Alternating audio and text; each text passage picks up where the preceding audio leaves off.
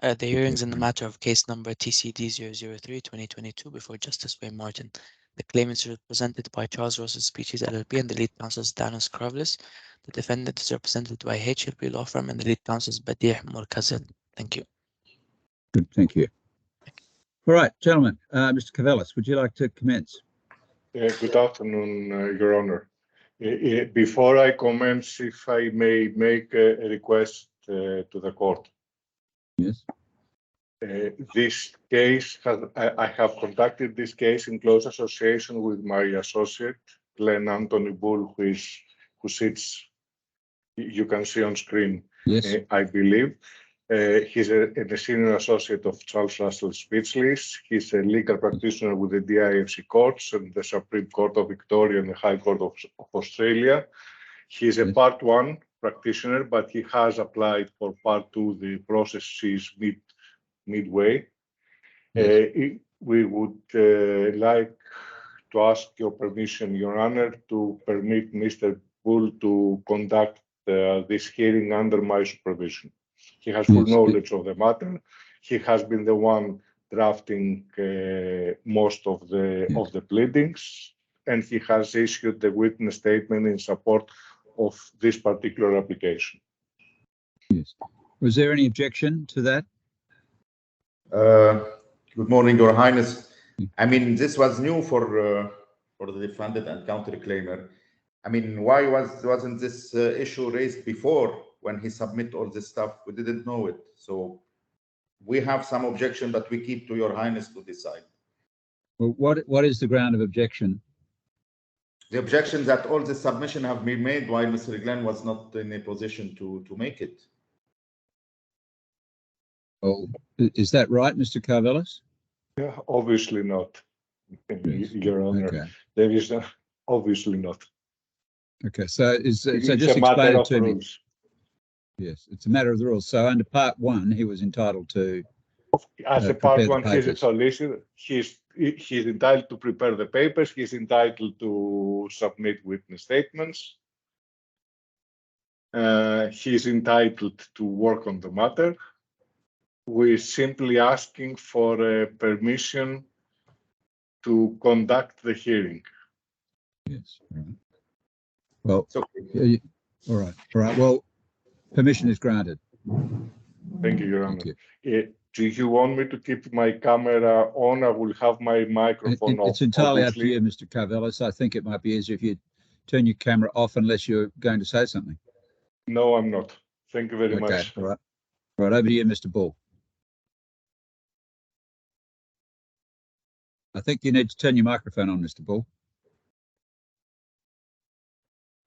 Terribly sorry there. That's okay. Can you hear me? Yes, I can. Thank you. Good. Okay. Thank you, Your Honour. May I ask, Your Honour, if you have had the opportunity to review the applicant's skeleton arguments? Yes, if it helps all counsel, I've read pretty well all the papers in the bundle. I can't confess to have read all the documentary exhibits, but I've certainly read all the witness statements, reports, particulars of claim, skeleton arguments, things of that sort. Thank you, Your Honour. That's extremely helpful. Your Honour, I'll start today by referring you to a case that was quoted by my learned friend at page 10 of his skeleton arguments. Yes. The document at section G, document 2, is marked as page 447 of the bundle. Yes. This is a case of Nest Investments and Deloitte. Yes. The case provides an excellent breakdown of the elements for consideration today, and I particularly note paragraph 3 of Justice Giles' quote there and his reasoning. And at this paragraph, he points out that this hearing today is not one where we should be having a mini trial. And whilst we're supremely confident in the merits of our case, we're only here today, we are not here today to prove those merits. This application has been brought for one reason, and that is where we stand today, just a little over 2 months before the trial, it's plainly obvious that the defendant has no realistic prospect of defending the case or proving its counterclaim.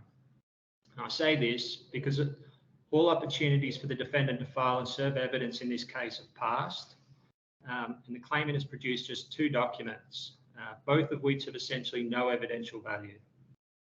Your Honour, on the 6th of February, the date for submission for the witness statements by the parties, I received an email from DIF's counsel which included 2 attachments. A copy of the email is at section C, document 4 of the bundle, which is page 323. Just bear with me.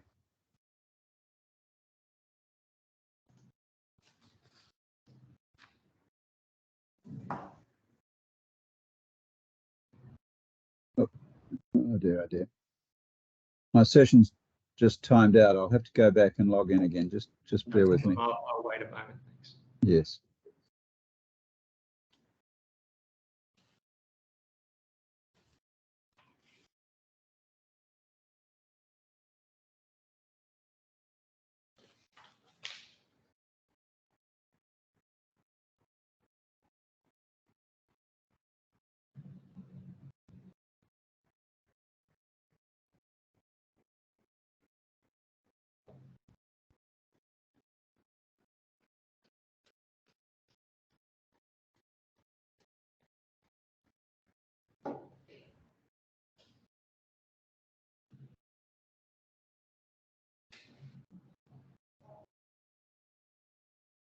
Just a minute.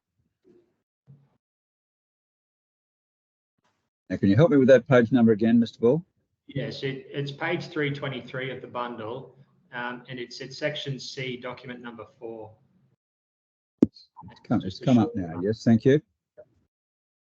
As you'll see from this email, there was 2 documents that were provided on the 6th of February. What I emphasize here is that both of these documents were already familiar to the claimant when we received them. They had in fact been provided on 3 prior occasions. Firstly, we received a copy of these documents when we received the defendant's defence and counterclaim. Secondly, the documents were attached in part to the defendant's reply to defence to counterclaim. And again, the same documents were given to us during the standard production phase of these proceedings. And on that point, it was these documents alone. Nothing else was provided. I refer you on to the first attachment mentioned in that email, and that's document 2, section C, which is page 253 of the bundle. Yes. This is a document titled Witness Statement of DIF Interiors, DIFC Courts, drafted on the 7th of October 2022. Yes. Now, before moving on, Your Honour, I'll give you a moment to read this page because it is I've read it before. I've seen it a number of times through the documents. I'm quite familiar with it. Yes. Okay. So the documents that are attached to that document is simply the BOQ, the defendant, a copy of the contract, and the payment claim submittal prepared by the defendant. The relevance as to why those documents are attached isn't explained in the document. It's also note that all of those documents that are attached are referenced in the claimant's witness or addressed by the claimant's witnesses in their witness statements, and they do go into some depth, particularly in relation to the progress payment claim.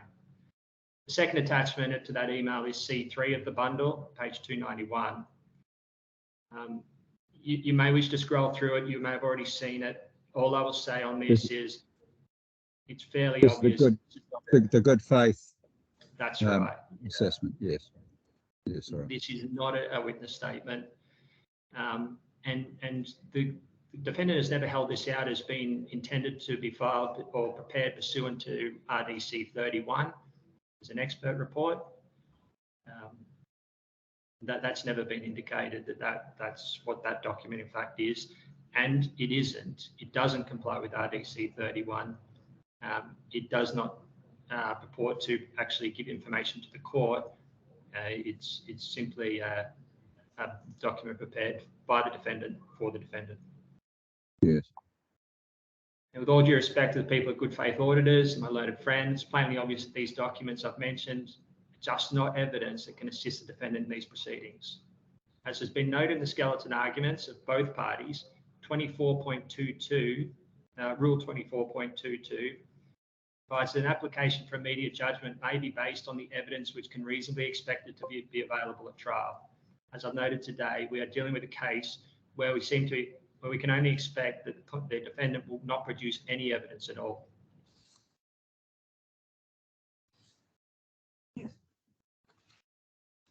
Sorry, I'm just having another technical problem. Just bear with me. No problem.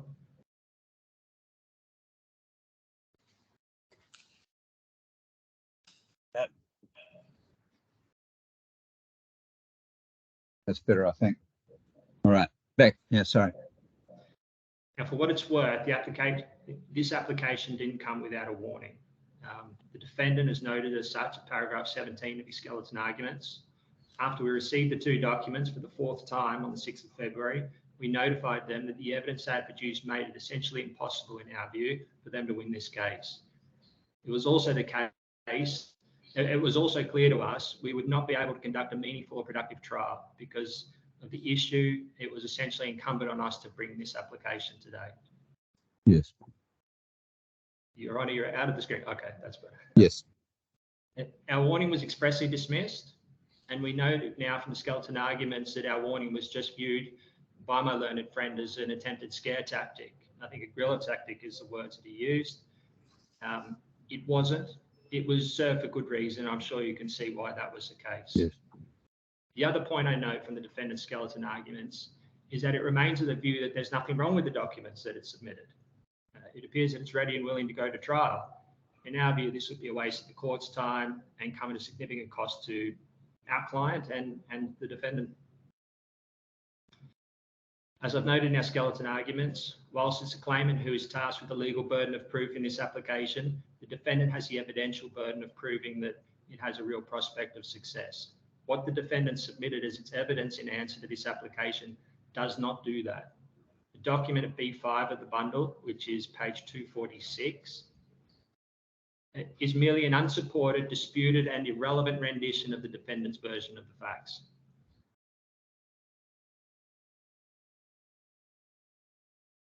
Bear with me.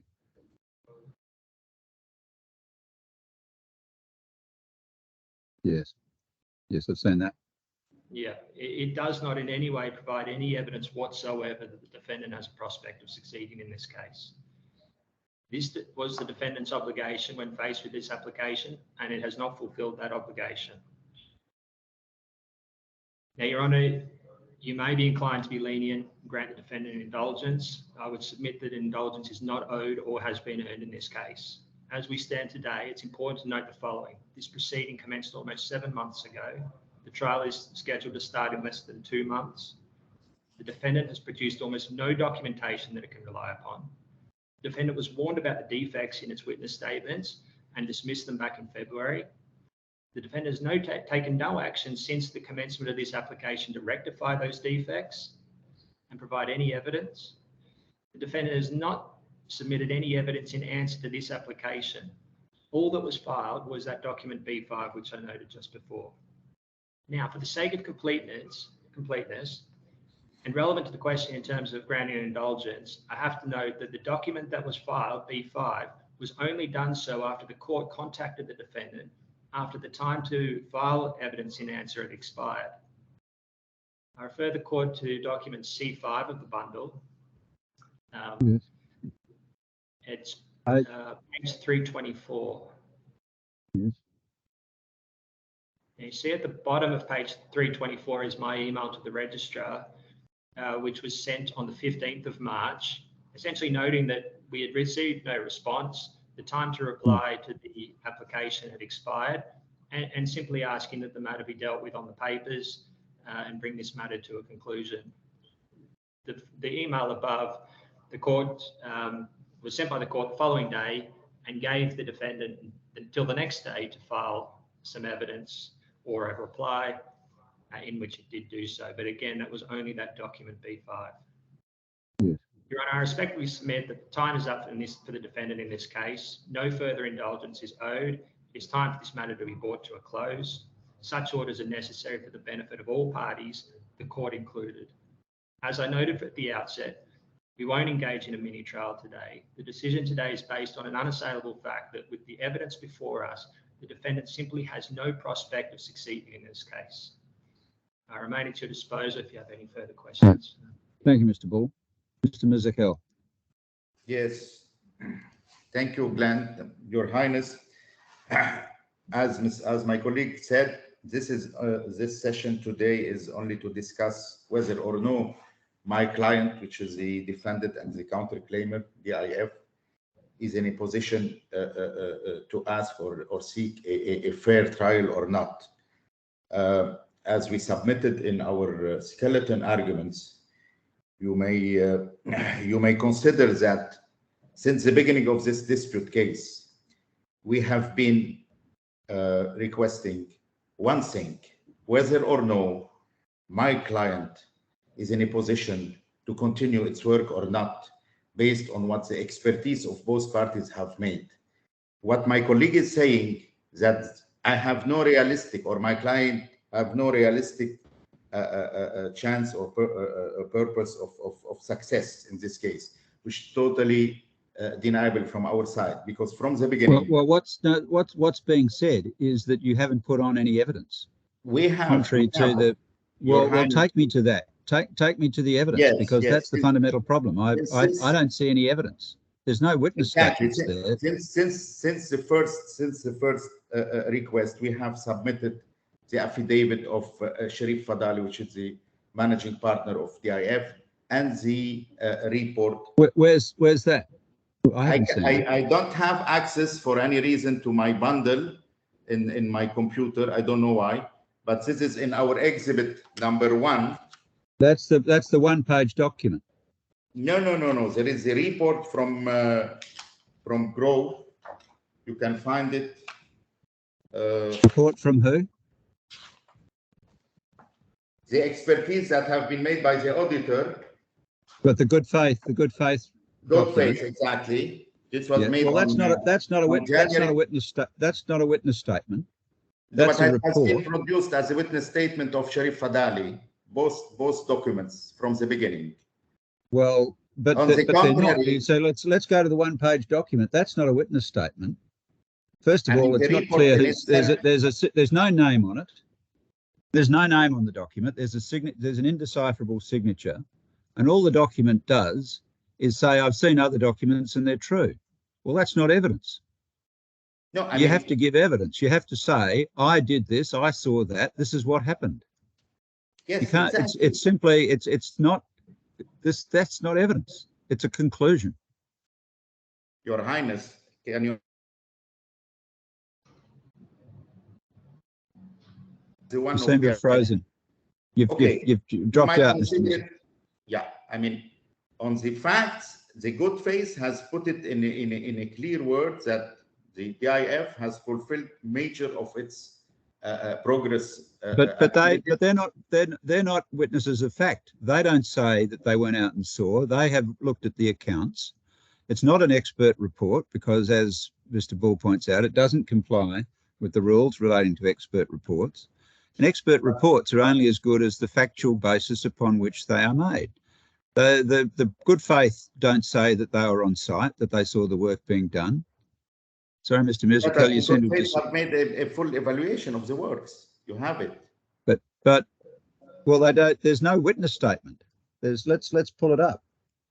Let's have a look at it. Maybe there is not formal witness statement because we may approach them for a further witness statement. But I mean, as a realistic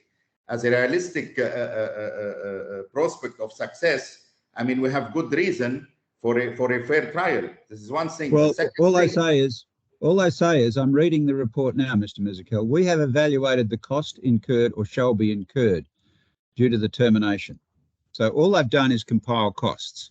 Now, the issue presented on the pleadings was whether or not your client was entitled to the second progress payment.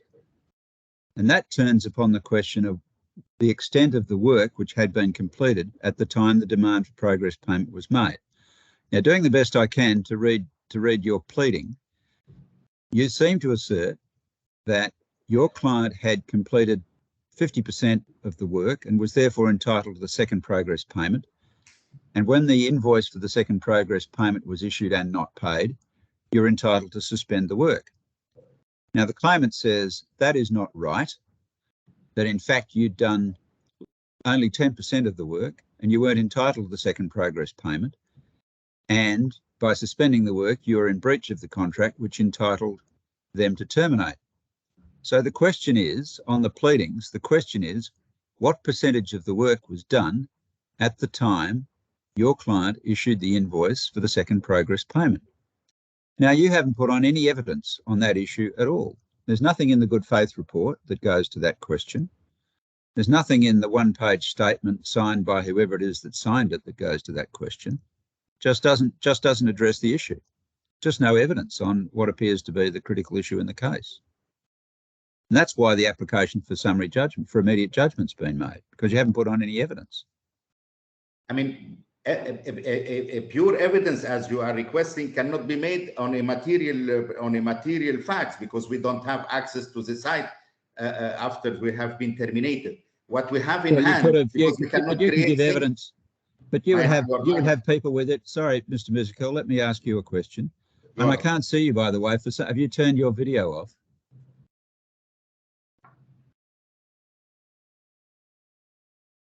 Okay, it's okay now? Yeah. Yes, that's better. Now just listen. And you've gone again.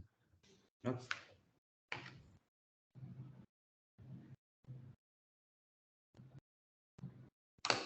There is a problem. Sorry for that.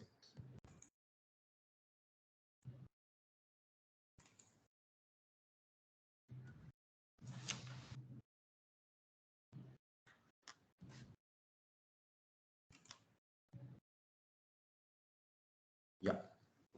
If you say that you'd conducted, if your client's position is that it had completed 50% of the work at the time it issued the invoice for the second progress payment, then there must be people within your client who could give evidence of the work that was done.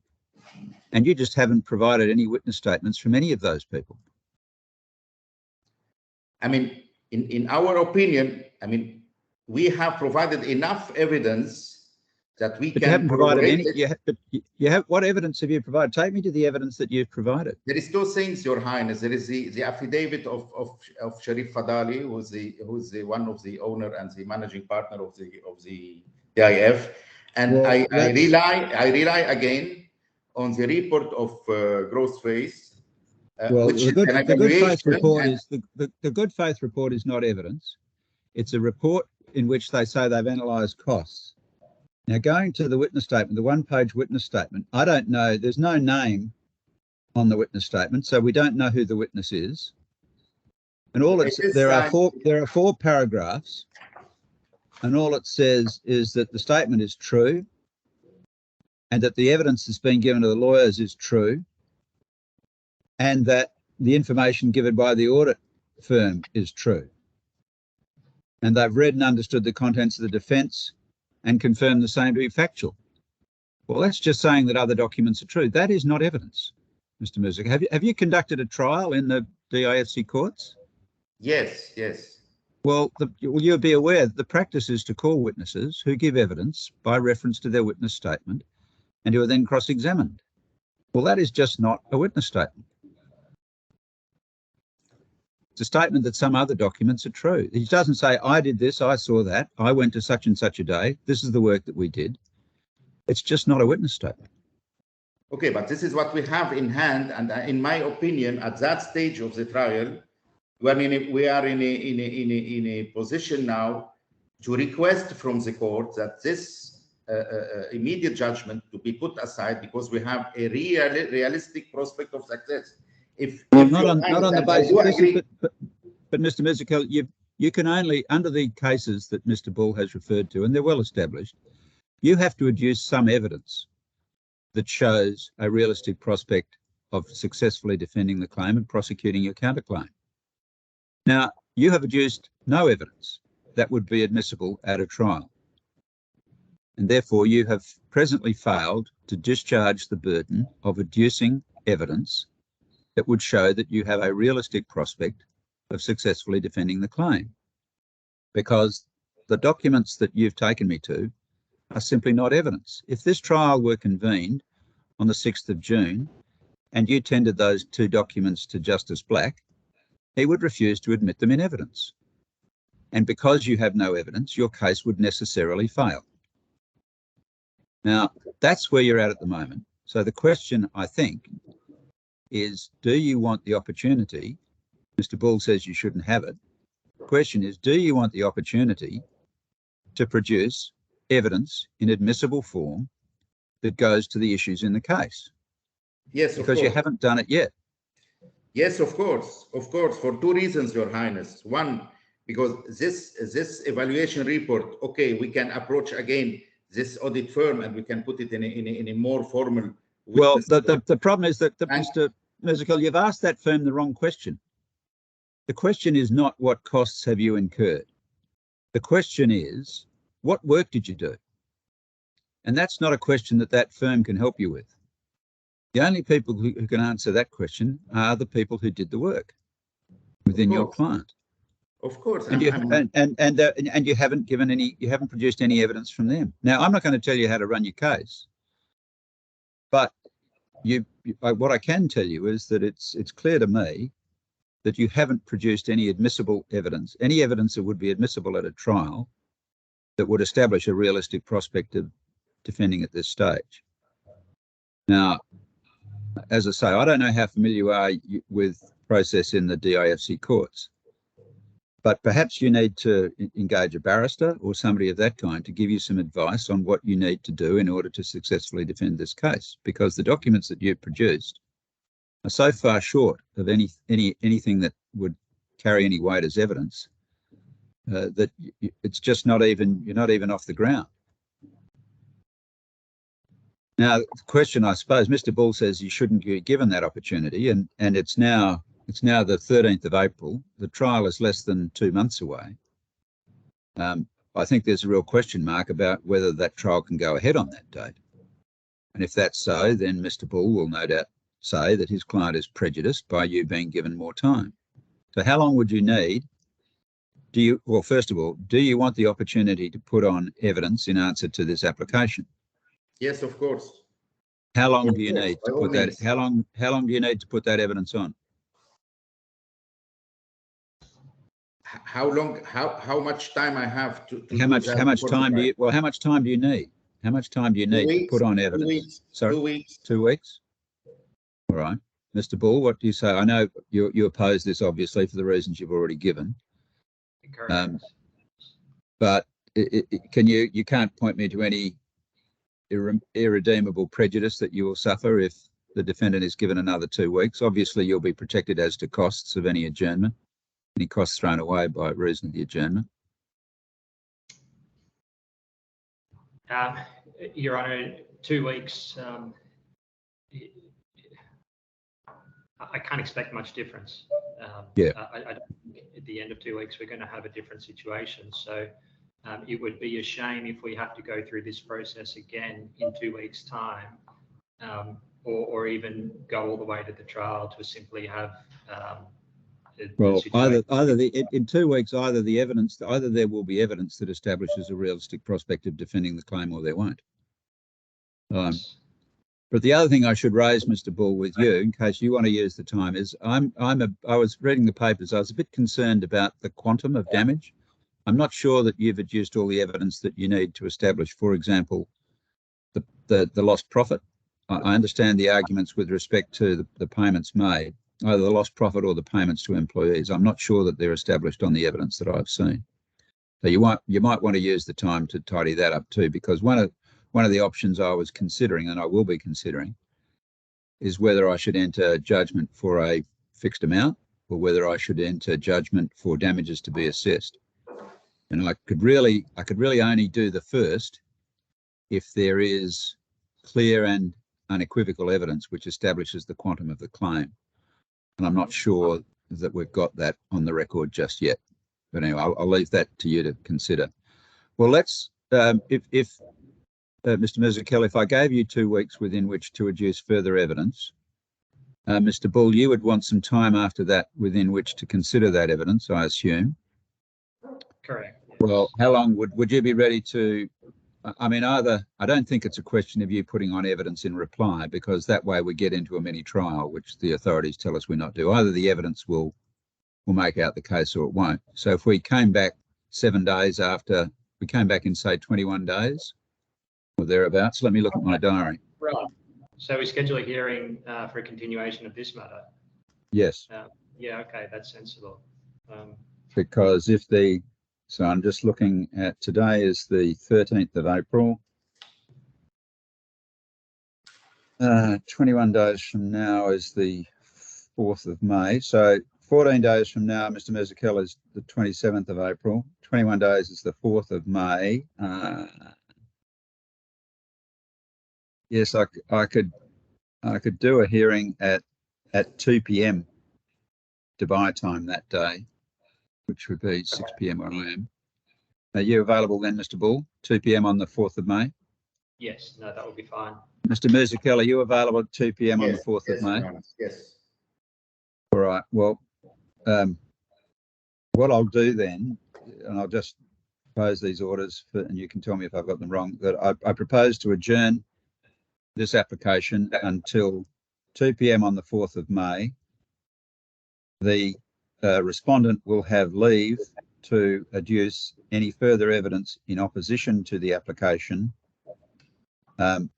provided that such evidence is served no later than Thursday, the 27th of April. And the costs of today and the costs of any adjournment will be the claimants in any event. And we'll assess that at the end, I suppose. And we'll assess that at the end. Yeah. Is there anything else, gentlemen? No. All right. All right. Well, thank you, gentlemen. We'll adjourn now until the 4th of May. All right. Thank you both. Thank you. Bye. Yeah. Thank you.